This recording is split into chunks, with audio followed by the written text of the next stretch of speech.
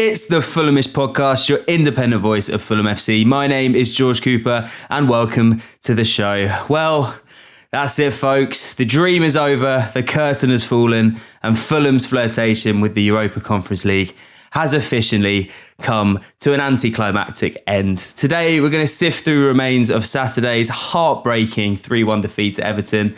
A match that felt less like a game of football and more like some kind of Kafkaesque nightmare, really. It was just a turgid, horrible game of football. Fulham just looked like a team that had broken after a physically and mentally grueling season. We had 6 first-teamers out. The rest of the team were just creaking.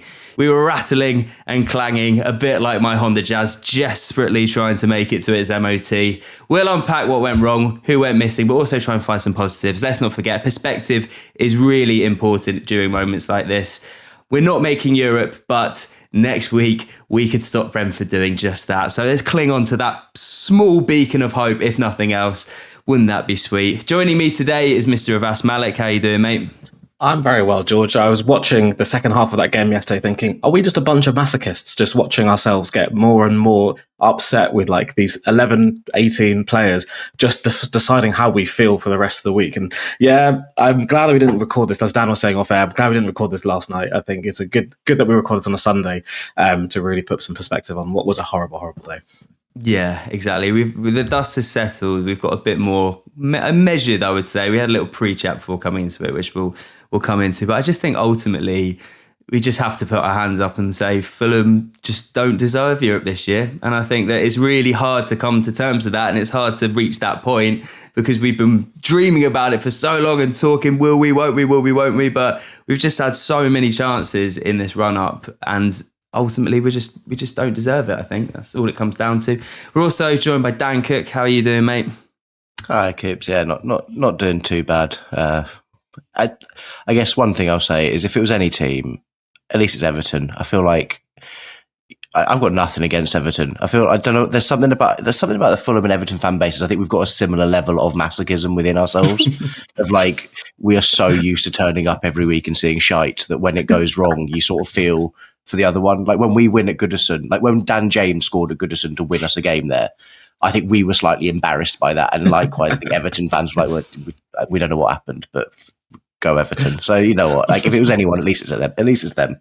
Yeah, it's a very good point. Actually, it's very hard to begrudge them. You know, like that away end popped off when that third went in. It was great scenes, and obviously, like it was a sucker punch for the rest of us, but. As you say, Everton, they've had their struggles throughout recent years, so we'll give them this one. And we're also joined by Mr. Charlie Kipp, beamed live from Florida. How are you doing? Yeah, good. How are you all? Thanks for having me here as always. Been better. Maybe I'm allowed to admit that. It's a cold splash of water on the face after a long night out. You know, it's sort of just the humbling realization. And I think you kind of summed it up at the beginning, which is at the end of the day, we probably didn't deserve it. And I think that is probably a more productive conversation to have. Obviously, we'll pick through the match itself, but in terms of kind of forward looking, we'll see where that all nets out. And I agree about the Brentford stuff, but like, am I allowed? Like that kind of pisses me off too. Like, yep. I don't want to be the club who's like, yeah, we're Fulham fans. We live to spoil Brentford's European hopes. Like, give me a break, right? Like, and yes, that is a valid sentiment. Expletive them. Don't get me wrong. Like that is how I feel. But ultimately, it's also like, come on, we're really like that's us spoiling Brentford's European hopes. Like if you told us that 10 years ago or something, I don't know. So sucks, but here we are.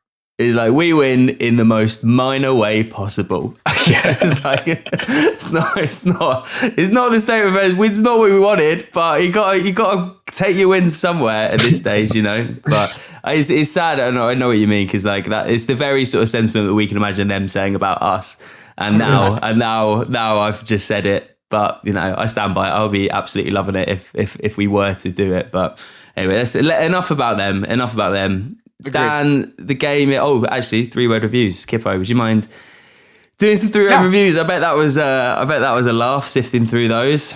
Yeah, I know we normally try to limit this to like 2 or 3 of these, but if you'll indulge me, I think it'd be pretty cathartic for the fan base to have a bit more liberal take at some of these. And Yeah. when we work through a couple, I think we'll all be the better off for it. So in general, there's a couple that were shared a number of times, a lot of tear up passports, that sort of thing. 28 points dropped, I saw myriad times throughout. So shouts outs to those who kind of came in with those messages. I largely agree with them, but from both platforms. So we're going to go Instagram first.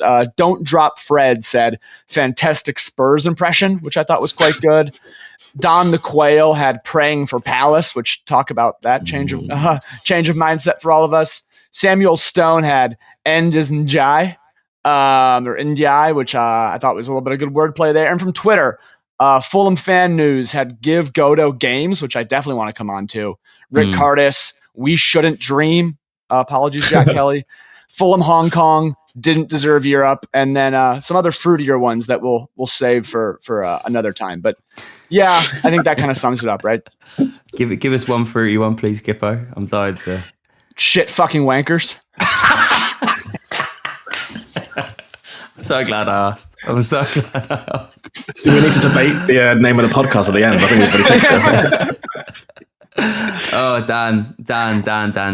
it. Dan. Where did it all go wrong yesterday? Let's take it from the top, because the first 15 minutes we started so bright. I mean, how many times have we said this? But we got ahead, and then ultimately just the arse fell out of our game. Just completely run out of steam, lack of creativity, defensive frailties. It was the whole shebang, and we just ultimately got moised, didn't we? It was a moising.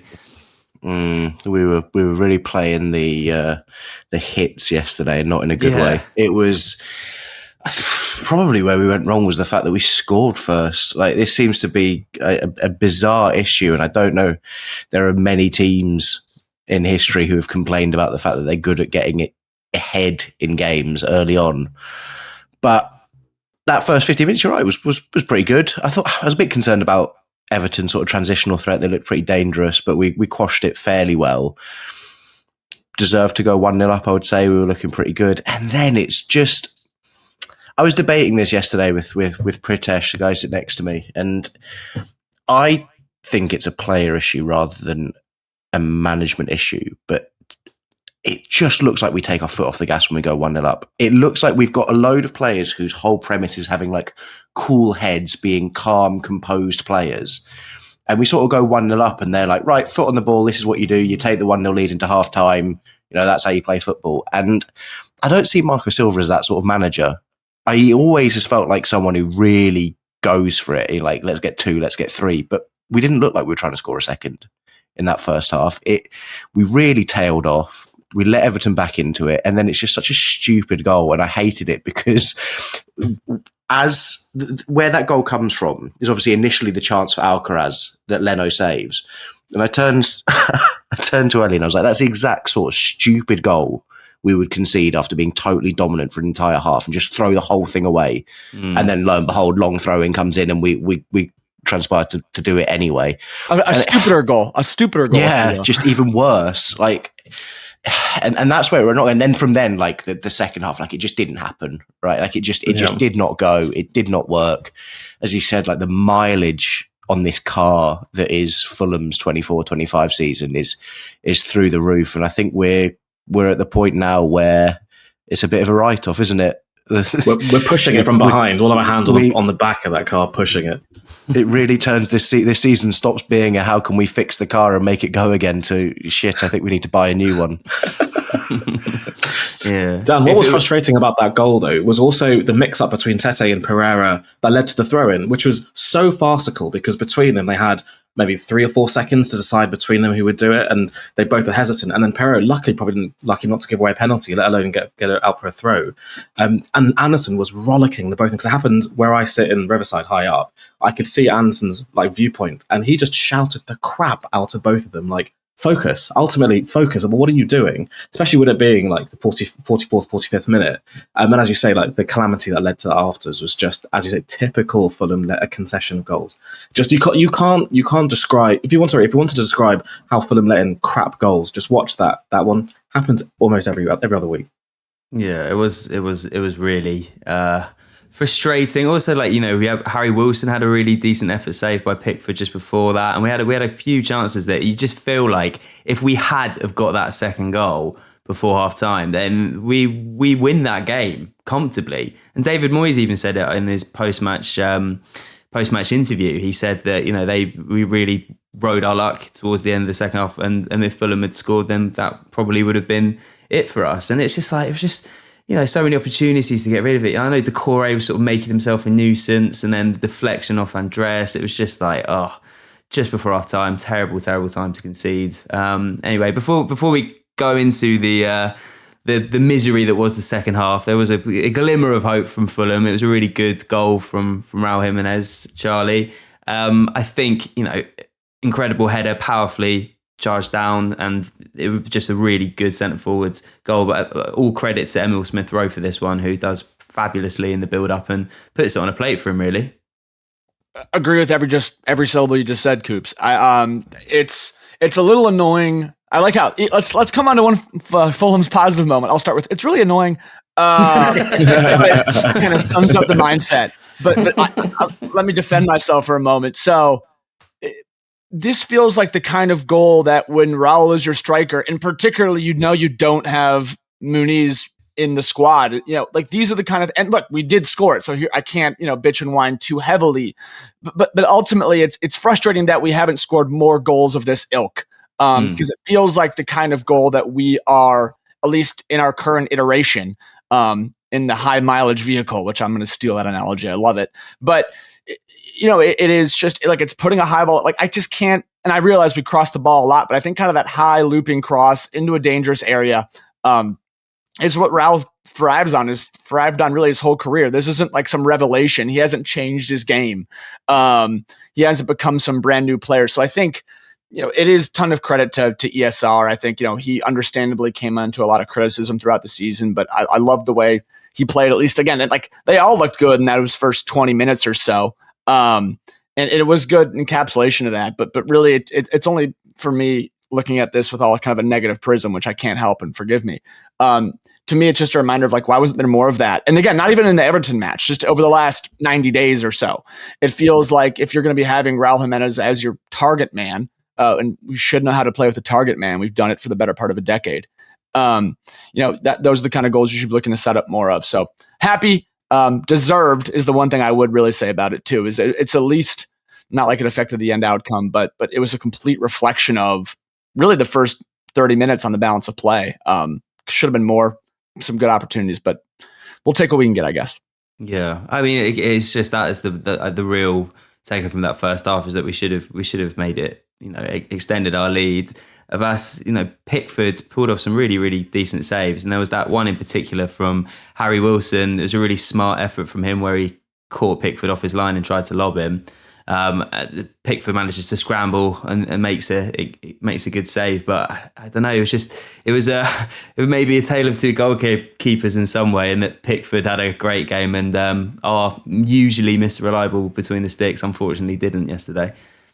Yeah, I remember the first game of a couple of seasons ago away at Everton. Leno was man of the match, and he was imperious in that game. And you can contrast that to this, and you think the goal we conceded that we'll get onto, the third goal that Everton scored, it's just so unlike Leno from that distance, such a weak shot. Never know it normally does that. But yeah, going back to that Wilson opportunity, it was such a brilliant run that he made, and the only thing he could do was lob it from the position that Pickford found himself in.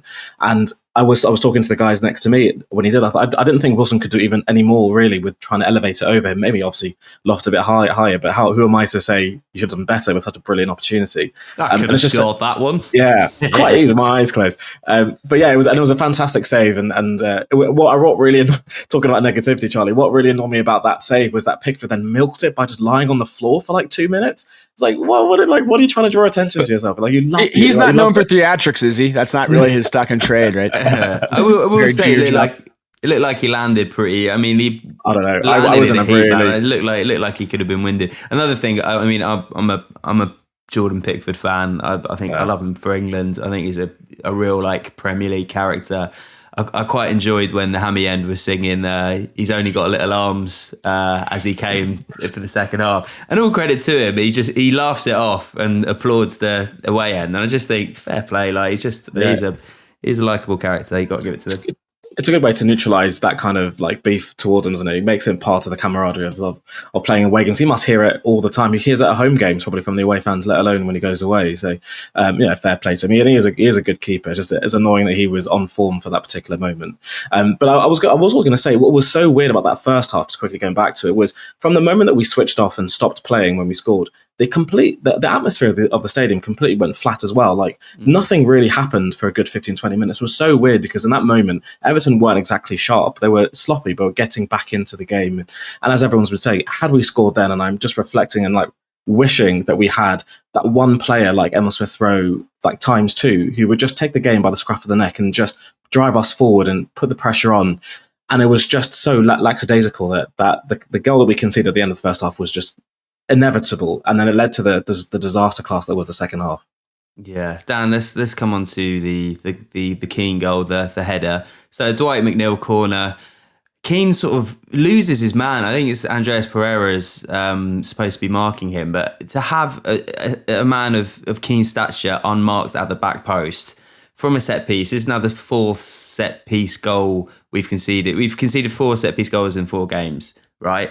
I just really bad. Watching it back, terrible defending, and Fulham have just got to be doing better than that. Really, what do you think it is? Our sudden inability to defend set pieces. What do you put it down to? I don't know. I really but it's a problem, right? It is a problem. I don't think it's a coincidence.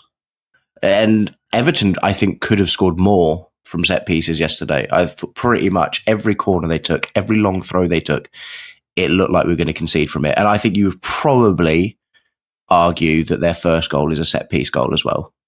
That comes from a long throw in. It's the second phase of a set piece. And I would tie that up into conceding from one.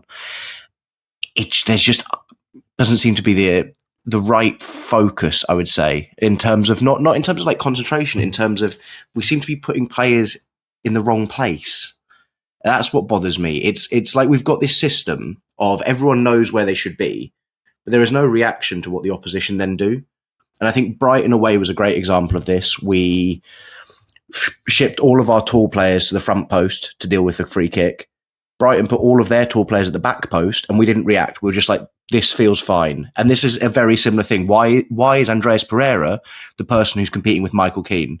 Man. Like, it's the only thing Michael Keane is good at. And he was superb at it yesterday. He won every header pretty much in the box defensively, and he scores from his one opportunity from a set piece.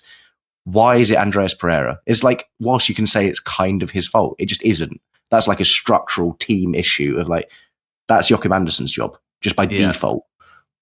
And I think that's where we've got an issue. We are in a zonal phase, I think, where everyone debates over zonal versus man marking. Why don't you all just pick up a man? It's not that simple. There are merits to zonal, but you've got to be able to react on the fly. It's not as simple as like, Joachim Andersen, you take the penalty spot, because if you look around and you notice that the threat is actually at the back post, you got to change it. You got to do something. So I've got a massive issue with that. And secondary point, I think I've got a bit of a problem with Leno from corners.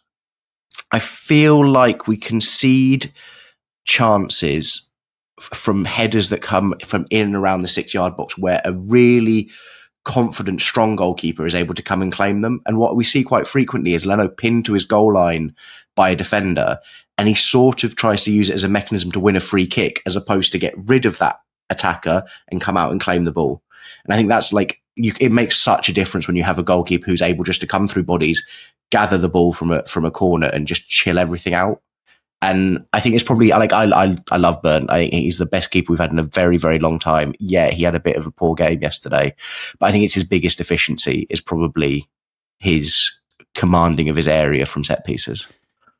Well, I mean, it kind of led to the VAR check, wasn't it? Because they were having a look to see whether there was a foul on Leno. It's kind of to your point, Dan. And ultimately it wasn't. And then we're looking for an offside as well.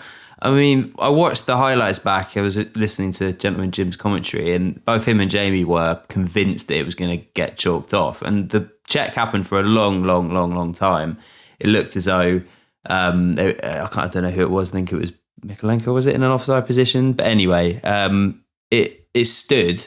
Avais, what do you think? I couldn't really tell. It was one of those where it seemed like quite fine margins. Yes, Leno was being slightly impeded, but it would have been quite soft, I think. I don't really know where I stand. I didn't really know what to think, to be honest.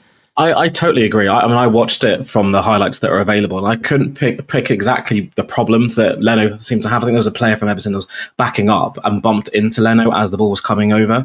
But that's essentially a coming together of players, and it sort of enhances Dan's point about Leno not being physically strong in those moments. When the ball comes over top of his head, he always seems to struggle. I remember James Ward-Prowse, with his corners, used to watch Leno flap over them just because he had to do something and he has to be challenged. And the punch that he did for the first goal was another example of when he tries to be positive, he's not confident enough and he hasn't got that strength to really either punch that clear or punch it out for back for a throw or even for a corner, for goodness sake.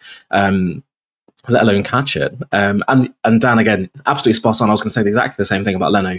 He looks for those free kicks almost every time there's a challenge to be made in those kind of tight corners or free kicks. But the point that you made that I really want to emphasize, I was going to talk about later, was there's an element of reactiveness that we have. We are never really proactive, whether it's from a substitute point of view or in-play decision-making from our players without the need for Marco to do something. It tends to always be reactive, and that tends to be 5 to 10 minutes behind the game, and always seems like we're doing it at a slower pace as well. You look at the adjustments that Everton made in the second half of the first half, where they became a bit more constricted in the flanks and forced us even wider than we were.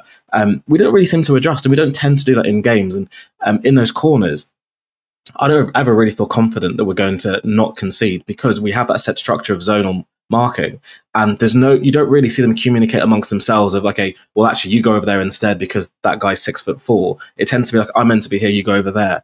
And that element of sort of reactiveness is almost like, okay, my job is this. I'm not overly worried about what's actually happening in front of me. Speaks to the lack of leadership, and Joachim Andersen absolutely has to be that person from a defensive perspective.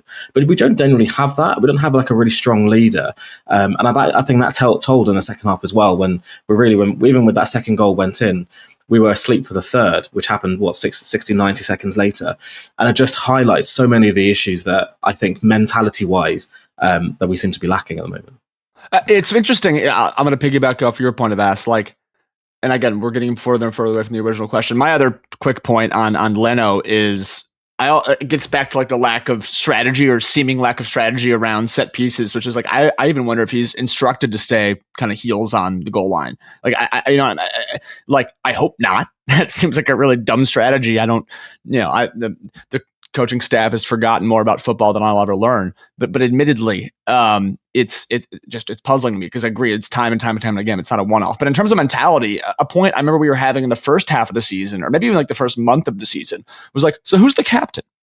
Like we used to have this conversation, agree, and given the way we've played and given all the other things, I know it's sort of slipped a little bit. We made Jedi captain, in name only, I would argue. I think it was a little bit of kind of keep the guy happy. And now he's out of the squad. A goalkeeper as a captain is always kind of a funny one. We all sort of roll our eyes at it. I mean, TC is the captain, but he doesn't really play football for us much anymore, which is fine. And I get that. I think having him in the dressing room is massive. Don't get me wrong. But I do ultimately think a lot of these things, not all, but a lot, could at least be improved slightly by having one person on the pitch virtually all the time who is the no question, no nonsense leader, who is there to, either talk some crap if need be, motivate guys, have them guys settle down, whatever that might be. And again, would that be like the wave the wand, everything's fixed? No, I don't think so. I don't think anybody thinks that, but it sure as shit would help. And so I just, as we talk about a lot of these mentality things and the points you were making, that's one that through every game I watch us play this year, I'm like, God, you watch other teams, it's so self-evident who the captain is and the way they act and the way the team responds. And I feel like it's kind of been a glaring hole for us for a long time now. I would argue that Anthony Robinson is starting to get there with his on-field kind of leadership, but obviously it's his first season kind of in that role, and as you say, it's a bit of a transition period between sort of him, TC, Leno. There's a little bit of uncertainty there, but I do, to your point, Charlie, I do think yesterday in particular, as an overall performance, there was a real distinct lack of leadership, really. But also, if Jedi's getting into the role, I mean, that's just in time for him to never play for us again, potentially. It's like, how Fulhamish is that? We have a guy, we feel good. He's wearing the armband. He's like, and he's gone. Like again, I'm not speaking into existence. As an American, I love Jedi more than anybody. But it just, I'm trying to poke holes. Forgive me, but I agree. Yeah, I mean, like, I think no truer demonstration of our kind of like lack of sort of leadership came moments after the second went in with the third. I mean, the goal from Beto, it was a real, just such a soft goal, and in a moment where you really feel like, we lost possession so weakly, and then before you know it's in the back of the net. It's a mistake from Burnley. I think there's no other way that we can put it. And I'm not going to sit here and criticise Burnley. I think he's been so important for us and kept us in games and earned us way more points than he's ever given up for us. But I don't know. It was just, that was the moment for me. But the thing is that I found most frustrating about when that goal went in, Kippo, was that was the 74th minute, right? We still had at least 20 minutes to go in that game and ample opportunity to get back in it. And yet we just had nothing from there. I mean, even on the Fulham FC extended highlights, it cuts out after that goal. It's like literally there's not a single highlight afterwards, which I think just speaks volumes. And that was the thing that was so disheartening for me, the fact that we didn't kick on, we didn't throw the kitchen sink at it. We went out with a whimper ultimately. Yeah. And I'm proud of us, this foursome. This should not be and is not a crap on Marco Silva session, and I don't think it should be. I will say, in terms of giving honest and critical feedback, like, if it's not a captain, then it's the manager. Like, something has to give there, where I can't imagine, and maybe it's possible, but it's hard for me to imagine that 11 footballers in a match where they all know as well as we do, if not more, that this is it. This is the season. You're at home. You're not playing some world-beating European high flyer. You're playing Everton Football Club. And granted, they are up 3-1, blah, blah, blah. But ultimately, you need to be showing more effort there. I think your point about there not being a single highlight clip, air quotes, after the 74th minute is so entirely damning. And it's reflective of, like, throw the kitchen. I would have rather lost 4-1 but going down with a fight and turning into an open back and forth match where we're gallivanting forward and trying stuff, than having a sense of complacency and or apathy at that point. So at a certain level, I think it is a mentality conversation that kind of speaks to that last bit. I'd be curious. I'm not obviously. I've never had the experience of playing, but in that level, clearly. But as if that needed explaining. Marco's, yeah, I don't know, mate. But Marco Silva was obviously serving a touchline ban in the game yesterday after his yellow card at Villa. How much do you think that comes into it, if at all, Dan? Do you think that potentially could be could be an explainer why we sort of had sort of moments of lack of direction yesterday, just the lack of the touchline presence? Maybe. I think the instant reaction after that goal, the second goal, the Michael Keane header, and one of the things that really bothered me at 2-1. That game is still up for grabs. You've also got 20 minutes plus added time to get to. Like, we needed to score 2 goals to win that game from then on. It's doable. Why then, from the kickoff, did we instantly lump it long like we were searching a goal in the last 4 seconds of a game? And like, the whole game plan went out the window in instant reaction to that goal. We changed all of our philosophies and we went lump it long, get it in the box. And we concede from that because we kick it long, which we're not prepared for. Everyone rushes up and suddenly there's a load of space in behind us for Everton to flood into. I think that's the sort of thing that potentially Marco Silva might have been able to stop. But honestly, I think that I'm apportioning blame across both parties here. It's the team and it's Marco. And like, I've seen Marco get a lot of flack, and I think too much. And I think the way that I would categorize it is I spent 60 minutes of that game.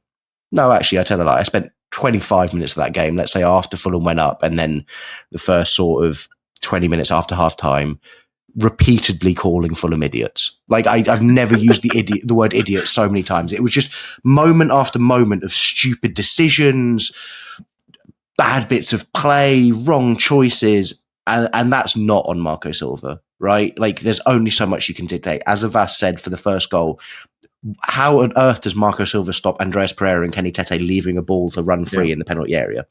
Nothing you can do about that. But likewise, 63 minutes in, I'm looking at this. Adama Traore on for Emile Smith-Rowe.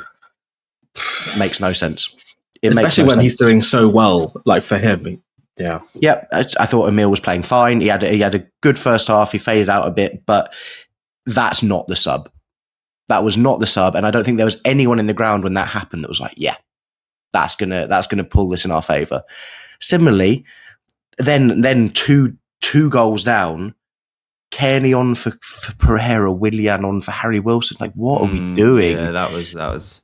And I don't know how we flip from. Well, I kind of do. I was going to say I don't know how we flip from having currently scored nearly the record number of goals by substitutes in the Premier League season. I think we're level with 15. How you can do that as well as make substitutions that make absolutely no sense at all, taking off key players who are playing well, or even players who might not be playing well, but we know are impactful. We know Harry Wilson is capable of doing something out of nothing. That's why we love him. That's why he's so important. Same with Ryan Sessegnon. You know, he is a guy who will pop up in a moment when you need him. And we've seen substitutions over the past few weeks that have been taking those key players off and replacing them almost for the sake of it. And I think this is down to, one, the squad. Obviously, as we've all said, we're bare bones. We've got injuries. A lot of our impact players are starting games. So when you're making subs, inevitably, you've already got your impact players on the pitch. It's tough. But I still don't think it feels like we're making subs because, like, well, we've got 5. We may as well use them. I don't think that should ever be the logical reason for making a substitution. It should be making it specifically to serve a purpose. And I don't think any of those 3 substitutions, the first one at 1-1 and the second 2 at 3-1, were needed. They didn't serve a purpose. They were never going to achieve the outcomes that we wanted. And that's on Marco Silva. It's a tough one. I feel like I disagree with a massive amount of the Marco Silva criticism, I would say. And I think that ultimately, without him, I've genuinely, when you look at Fulham's squad and then you look at what we're achieving, I actually do think that we're overachieving for the squad that we have at our fingertips, which I totally hear what you say, Dan, about his in-match management and substitutions have been absolutely bewildering at times, but then there have been other times where it's been spot on. So I feel like they kind of balance each other out, but I feel like we're actually overachieving, and it's the, as I said at the top of the podcast, I think it's the sobering realization that, okay, this team just is just going to fall short, and we're a top 10 side on a good day, and 13th maybe is probably where we should be, and we would be if we weren't to have Marco Silva as our manager, is how I'm personally feeling at it at the moment. If you look at our squad, I think that we've got 3 players who are top 6 players, let's say, who would make it in size of the top 6, and then the rest, I think, admirable, really good, solid Premier League side, but we need reinforcement, we need depth. We're not big enough. We're not to sort of get to this stage in the season and to still be fighting. We're creaking. I completely agree, and I still think that he is the best manager we've had in a very long time. He probably still sits just behind Roy because of level of achievement, but I think he's really close, and I think he is the best person we could possibly have. But I think the counter argument potentially of this idea of overachieving but also being disappointed, I think there's going to be 4 teams out of 5 that I'm about to list who will say exactly the same things this season, will both be royally pissed off that they've screwed it, but also sort of feel weird about complaining because they shouldn't have been in that position in the first place. Forest, they're likely going to have screwed up the Champions League football, right? And that's mental to say, but their fans will be stinking tonight because what an opportunity, and they've chucked it away. And then 3 of the 4 of us, Brentford, Brighton, Bournemouth, Fulham, are going to have looked at this season as we never thought we were getting European football, but we really should have done. And that stings. It stings that there's actually going to be one team out of those lot that are able to say, oh, we just did it. And it's really irritating that it's not us. Yeah. But that's where the frustration comes, because our expectations were, let's say, top 10 at the beginning of the season. But those expectations can adapt as we see what the results are and performances are. And when you are 6th in December or the beginning of December, you think, well, what can we actually achieve? Similar with Forest, being 3rd and 4th for the majority of the season, you think, what can we achieve? And to see those opportunities like slip, particularly when you see that Tottenham and United are 2 places above relegation, you think this is an amazing opportunity to get Europe unexpectedly. And when you see something like that in front of you, you've got to grasp it. And it just felt like in these last couple of months, we've just run out of steam, run out of gas. But it didn't feel like yesterday that we really wanted it. And I know that sounds ridiculous, but it didn't seem like we had any desire from when we scored our goal to kick on and go further. It felt like we wanted to consolidate. And that speaks to me of a weary team, a knackered team ultimately, that is trying their hardest to push along, but really they haven't got the capacity. And for me, that is a Marco issue. Not to say that Marco's at fault for all this, because there is collective issues in a lot of different facets. But particularly for me, having a small squad is Marco's preference. He's publicly said so, and that's fine. But like as fast as it sounds, when you have a small squad, you can't really have injuries. Because once you have a couple of injuries to relatively key players, you are then already threadbare with who you're bringing on. And as Dan rightly said, suddenly your impact players are starters. So what have you really got left on the bench? And I think that speaks for the frustration I have, is that we've created a position for ourselves out of nothing by December. And January is where we really should have just gone, okay, maybe our transfer tactics for the next 3 windows are going to be A, B, and C. But let's adapt. Let's be ambitious and throw the kitchen sink at an opportunity that we might not have in a couple by the next season or so. Sorry, because we just don't know what the Champions League money is going to do for United or Tottenham. We don't know what reinforcements teams like Palace will do or whatever.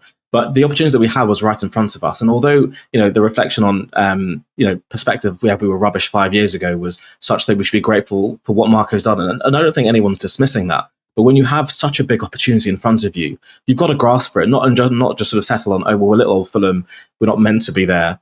But it's like, yeah, but you are there. So go and grasp it, show some ambition and see where it can take us, and not be scared of being ambitious, because yes, like it's a disappointing season in some regards, but we've also had some incredible moments that we can reflect on, but it could have been just so much more. And I think that's what bugs a lot of the fan base. Understandably across all the board. And I'm not here to really play devil's advocate, because I'm completely aligned that who knows when these opportunities will come around again. And it's devastatingly frustrating that we didn't do more to take it. 100%. There, no pushback from me. The only thing I would say, and I think your point, Dan, kind of got me thinking about the amount of fan bases who will have similar emotions in this moment, is it's also like, in terms of the we didn't deserve Europe, which I think will probably end up being the name of the pod. That'll do real numbers. But is for how many, like, how often in terms of our football fandom, we're just like, oh yeah, aim for top 8, that 8th European place. And I just think that's one thing that, understandably, look, you play the ball as it lies in golf. Like that is what the situation is. Ergo, let's push for it. Let's go get it. No question. I'm not here to debate that. I do think it's a relevant case point, though, that how many times can you really look at the top 8 teams of any league, even the best league in the world, and be like, oh, clearly deserving of Europe, right? And I get that that's how the ball is bounced, and that's awesome. I do think it's a matter of,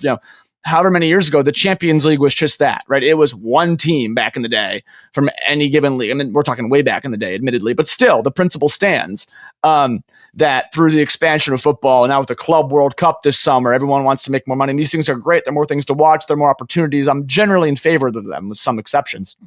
But it is like a relevant point in my mind that I think to say, you're deserving of Europe if you finish 8th. Just as a blanket statement is sort of like one where even a year or two ago I would have been like, really?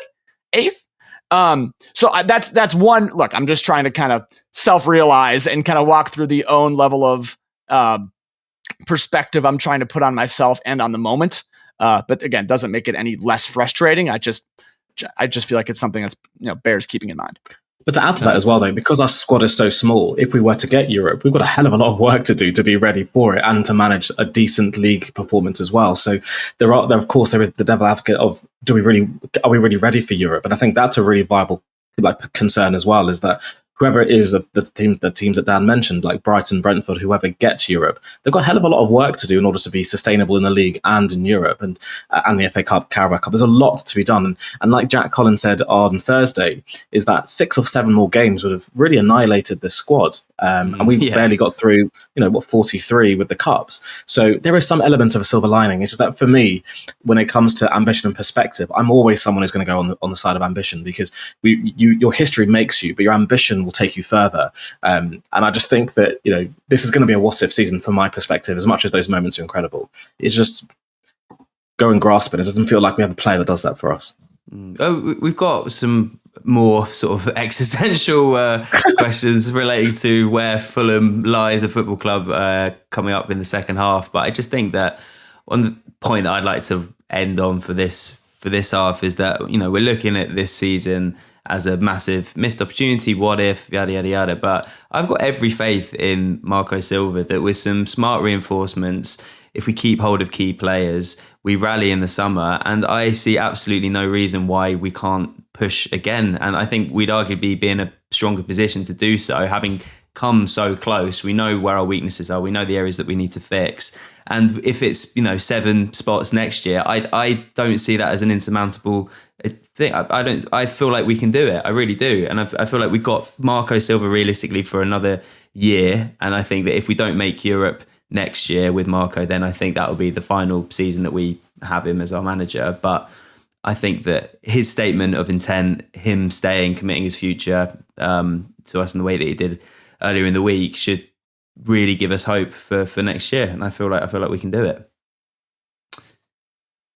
Cool. Everyone's nodding in agreement. Wonderful. Okay, that's good. We'll wrap up part 1 and go into part 2 with some of your questions. Welcome back to the Fulhamish podcast. George here. I'm joined by Dan, Charlie Kipp, and Avais Malik. We've got some questions there. I've taken them from a mixture of Instagram and X. Charlie, I feel like this one, as our sort of cross the pond correspondent, you might be able to shed some light on this. So Grunstable asks, how do I not let men I've never met who live across an ocean affect how my weekend goes? Have you got any Don't pointers? ask me. Don't ask me. I do that shit every day. No, look, it's tough, right? And I will say, shameless plug, the Full America pod with Ben Jarman drops every other week. We've really been enjoying it. Jokes aside, I think it gives a fresh and interesting perspective on what it means to be a non-match going fan, and not only a non-match going fan, but a fan separated by an ocean, of which we know our fan base has thousands upon thousands of folks who feel that similar disconnect at times, to be perfectly honest. But forgive that, like I said, shameless plug. In terms of the sort of mental side of it, it's hard. I think you want to, sort of self-isolate and convince yourself and do it. I think what we all have done, we talked about in the first couple minutes of the pod that thank God we're recording this on a Sunday, not a Saturday, because it's given us time to sort of calm down, at least to a certain extent. Judge for yourselves if this seems calm to you, listeners. It's your decision, not mine. But you want to also get invested. I think there's such a tangible human benefit to having stuff that you deeply care about. It's a good reason to, passions are great, right? Hot take. And so I'm not sure I would really want to dissuade the person who asked that question. I think the better path is just to try to look for positives in the moment, like we've done here, try to get those kind of perspective resets, things of that nature. I wouldn't say the solution there is to say, they're just, guys playing in a stadium I've never been to, so therefore it doesn't really matter. No, it should matter. Let it matter. And then just deal with it, and sort of, roll it with the punches, because that's what I try to do every single time, which I know is the most roundabout, maybe even bordering on political answer I've ever given here. I didn't answer the question at all. But that's because I guess I just don't agree with the premise. I think you should care is kind of my pushback. Can I weigh in on this? I've always used football as an element of emotional catharsis. And so you go to a game, you express yourself and get almost everything that's on your chest out of your system. And I use that by swearing at a ref every other week. And I think it's a really good way to, if you have any built up tension or you feel like, there's something that's distracting your mind, is stressful, you can always go to a football game. It doesn't have to be football, it can be any kind of sport, and just turn your brain off for an hour and a half. And it's a great way to then focus on something that really doesn't matter and make it matter for a bit, so you can have all your emotional energy towards that. So then you feel a bit more rational towards the things that do matter, because ultimately this is just a hobby. And the things that do matter can then be given a lot more of your emotional, how would I phrase it? Your emotional importance. Once you got all that crap, get it out of your all that energy out of your system, shouting at why Pereira can't take a free kick, and then take life seriously beyond that. That's what I would say to that guy. But in all sincerity, there's a motto at Men in Blazers, which is that football is the most important, least important thing, and I think that would be my more concise answer. Yeah, for sure. I echo that statement. It does. I also know what you mean, Avais. It's like the time in the week that you can just blow off a bit of steam, and it's good. It's good for your head, isn't it? And especially good for you, Avais. Sorry, no, it is not good for your head. Sorry, are we being serious? I was miserable yesterday. I was so grumpy. I could have had the worst week in the world, and still it would have been made worse by yesterday's performance. But I mean, it's like ultimately you're kind of like you're pinning it to stuff which is ultimately futile. Rather than. If Avais was losing his head when he was at the operating table, then it would be a recipe for disaster. So it's good to stop bleeding. Stop bleeding. It's Pereira's fault you're bleeding. It's good to have an outlet for these emotions, which ultimately is more what I was trying to say. Obviously, like my head was in the bin yesterday. But, Nick Bryan 32 asks, Dan, what are the chances we play Europe next season at this point? Is it still a possibility? I've been looking at the table, and I think it would. I mean, first and foremost, it would 100% depend on us beating both Brentford and Manchester City, which I think the chances of that happening are next to zero the way that we're currently playing. But then, of course, it would just rely on all of the teams in between us. So, yeah, Brentford, Brighton, Bournemouth, all losing both games, or maybe if Bournemouth draw one, but it's not happening. Are we telling Nick Bryan to give up hope at this point? Yeah, I think we got to nip this in the bud. And like if we win both games, it's still it's still plausible. Like there is a world like the fixtures do line up, but the reason why we're so low today, and the reason why I think this team ultimately probably have got it wrong over the past few weeks, is because it really did matter. It really was like, if you win this, maybe we didn't win that one, but what if we win the next one? Let's take these last two games. It's been such a fun season. There's been so many moments, and it's a shame that once again it ends in the manner that it has, with what will end up being somewhere between 7 to 9 losses in our last 13 games of the season, which is a real horrible way to fall over the finish line. But so many moments, so much fun, so many memories that just soak up these last 2 games, I reckon. Make the most of it. Just enjoy it.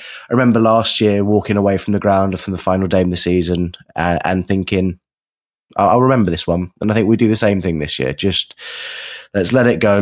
What will be will be. Bees away next weekend will largely dictate how at peace we feel at the end of the season. But yeah, focuses are onto next year for sure. Yeah, absolutely.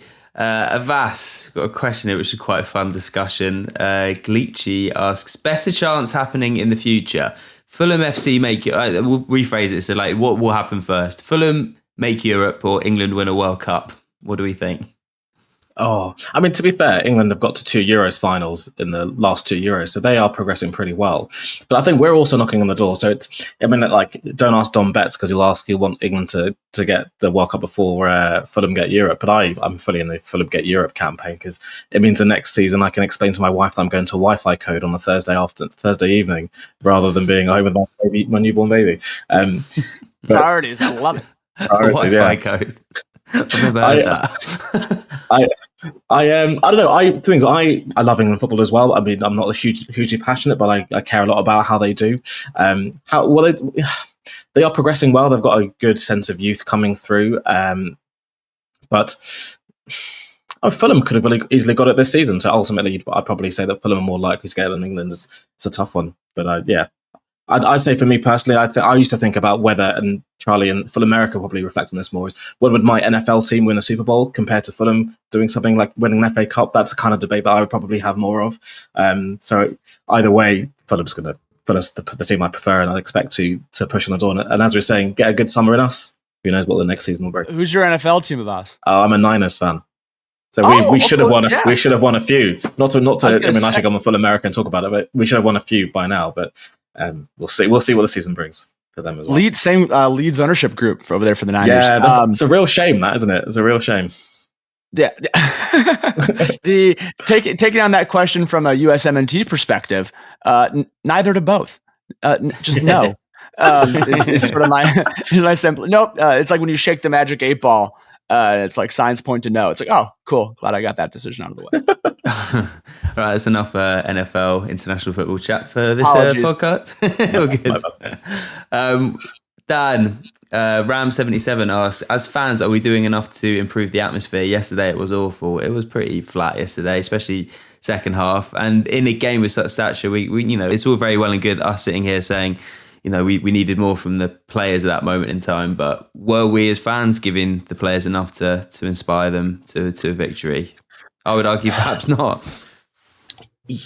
Yeah, it's a little bit of, I don't know, it's sort of a catch-22 though, isn't it? Because I feel like there are moments like yesterday where as fans, we can see our season slipping away, and that you have to really wrestle with that mental turmoil in the moment. And for me, I think my gut reaction to that is to go silent. Like I do just really sort of cave in on myself, and I just let it like starts to wash over me.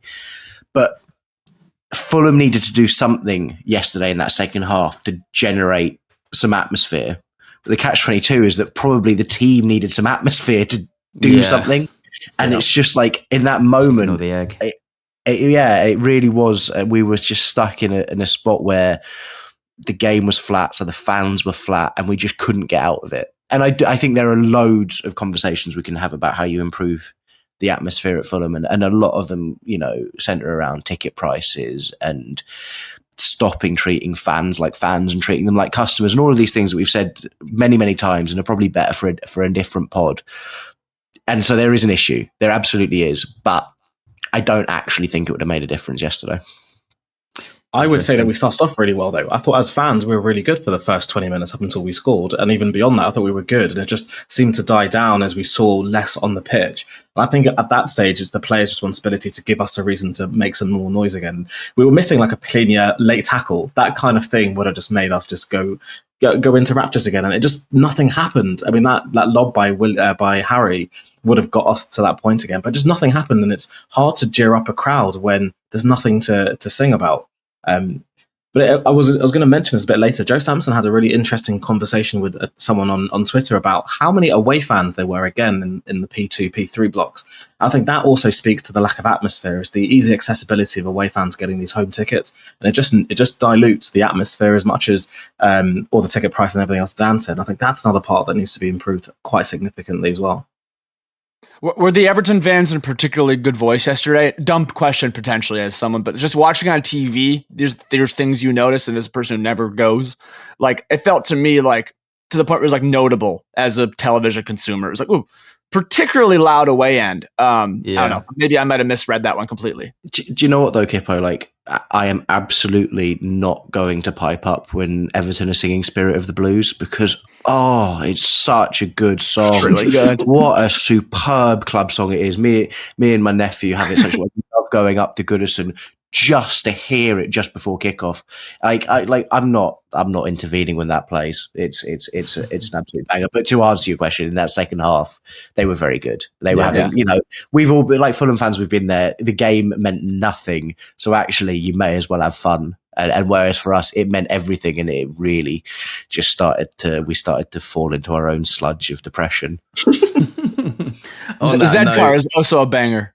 Yeah, they do. All credit to Everton fans. They were in fine voice yesterday. We've got a question here on that note. James Wilson asks, now that you all have your next 2 Sundays free, what are you planning to do with them? I think I'm going to finally tackle building a fence. Anyone else going to? What are we going to spend for the rest of the season now that nothing matters anymore? Anything in particular, Kippo? Any pastimes you're going to pick back up again? I'm going to Vegas this weekend. Sweet. I'm going to see the Grateful Dead at the Sphere, which is a pretty cool venue. So Love the Grateful Dead.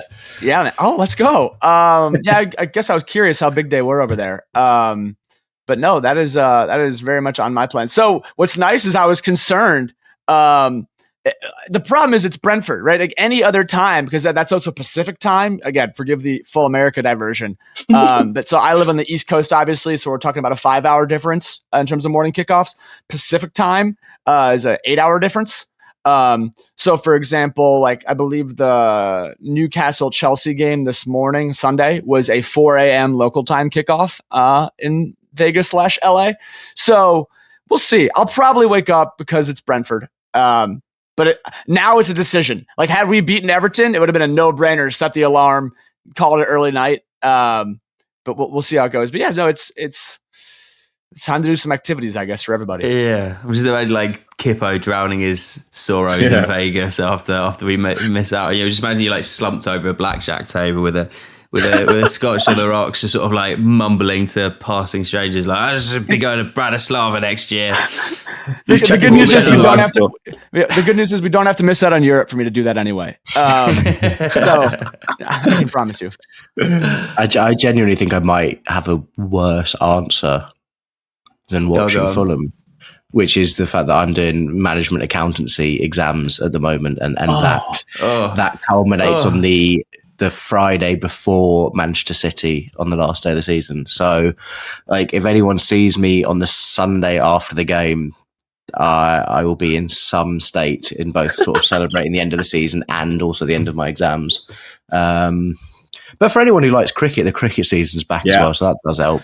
That's exactly what I was going to say. I'm going to drown my sorrows watching Pakistan be even worse than Fulham, if that's possible. I mean, I feel like we could have a little section at the end of the pod where we just talk about what we've been doing to fill our time in the absence of Fulham for the remaining couple of weekends.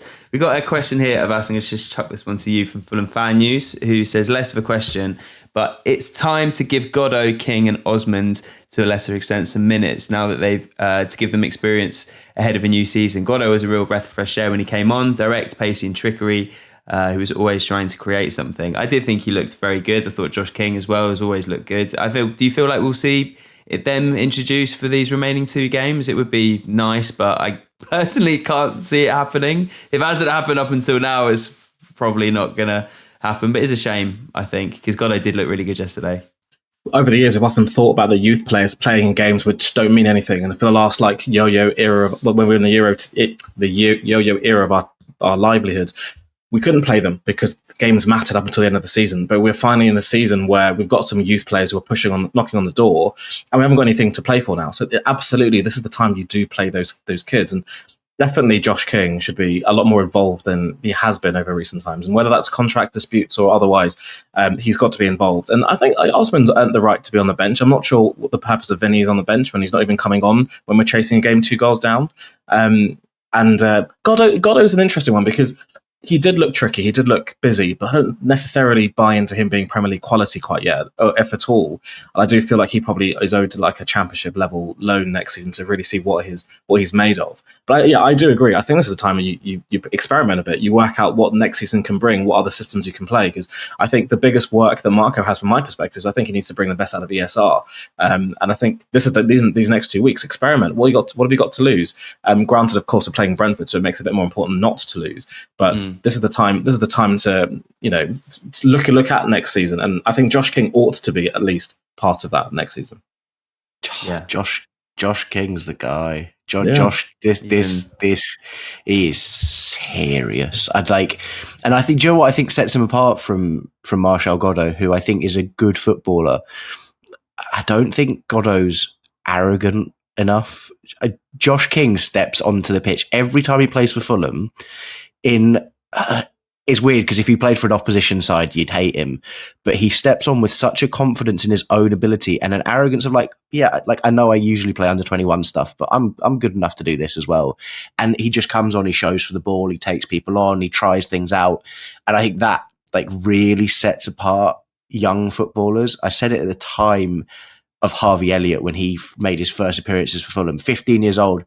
If you're on a pitch between the age of 15 and 18 in the Premier League and you are showing to receive the ball in tight spaces, mentally you've got it. And if you've got the ability to back it up, you're going to be some footballer. And I think Josh King, whether he plays or not the rest of the season, I don't know. But I think next season is the year. I think we get a big breakout year next season. There's going to be a lot of eyes on him because every time he plays, I get excited. That thing he did against Wan-Bissaka at the London Stadium was just highlights the confidence he has. And I would always describe him as being proper Larry. It's what I used to be described at school. It's just, you just don't really care what people think of you. You are going to do what you're going to do and understand that's exactly what he's like. And I think we actually, to be fair, we need that sense of cockiness amongst our squad. We need to show that confidence that breeds through. And if some youthful exuberance is what brings it, I'm all for it, because I think mentally we need that emotionless player attitude where we don't let things affect us and let momentum shifts affect us like we have seen all season. And I think someone like Josh, who hasn't got that baggage to bring from last season's woes into this season, you can just show us, look, this is how you play. Let's just play and let's have some fun with it. And I think that's bogged them down a lot of just positionals and routines into working into how you create chances. Because I was looking on Twitter and then Cottage Tactico had this pass map of what we were doing yesterday, and everything is on the left. It's almost comical how much everything's on the left, and there's this huge space essentially where we just haven't used the ball. We're crying out for a Josh King just to be give me the ball, I'll do something. Be it a couple of man, drop a shoulder. It's what we need. We need that cockiness that Dan was saying. I'm desperate for it. Yeah, he does look the real deal. And Josh King breakout season next year, another thing potentially to be excited for. And yeah, I think we'll end the pod today on that note. Obviously, huge game coming up against Brentford. Let's do the double over them. Come on, let's have it. It's still plenty to play for. I mean, Europe obviously out of the picture, but a nice win at the G-Tech Lego Ground would be a very nice way to cap off what has ultimately been a very exciting season. Who was it that did 3-word reviews? It was you, Kip, I believe, wasn't it? Which one are we going for? So we agree we can't use useless fucking wankers. No, unfortunately not. It will. Then I'll quickly pivot over to didn't deserve Europe from Fulham Hong Kong. I think grim but fair. Let's go with it. Thank you very much, gentlemen. Dan Cook, always a pleasure, my man. Cheers, Coops. Avais, great to see you. Thanks for joining us. Thanks. No worries. Thanks for having me. I feel a lot better for whining for an hour with you boys. Yeah, got it all out of our systems. And Charlie Kipp, great to have you. As always. You're the best. Appreciate you guys. No worries. Yeah, it's over for another year. The European dream is up, but we've still got bees to look forward to next week. Sammy and Co will be back for the Thursday Club. But until then, have a fantastic week. Enjoy the sunshine and come on, you whites.